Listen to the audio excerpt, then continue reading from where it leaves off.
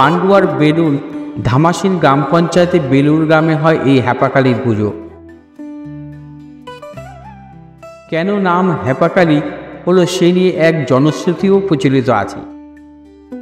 শোনা যায় মা কালী প্রতিষ্ঠা করতে অনেক হ্যাপা পোহাতে হয়েছিল এবং বহু বাধা বিপত্তি পেরিয়ে প্রতিষ্ঠিত হয় দেবীর মন্দির, তাই নাম হয়েছে হ্যাপাকালী।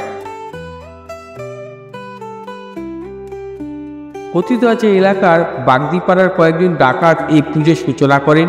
মা কালীর পুজো দিয়ে তারা ডাকাতি করতে যেতেন ডাকাতরা। পরবর্তীকালে এলাকার সাধারণ মানুষ নিজের দায়িত্ব তুলে নেন এই কালী পুজো। এখানে তন্ত্রমতে দেবী পুজো হয়, ছাগ বলি হয় পুজোর রাতে। প্রাচীন এই পুজোর ব্যবহৃত গঙ্গার জল, আলতা, সিঁদুর সবই নিলাম হয় এবং পুজোর পরের দিন নিলামে ওঠা প্রসাদ নিতে ভিড় জমান পার্শ্ববর্তী 10-12টি গ্রামের মানুষ।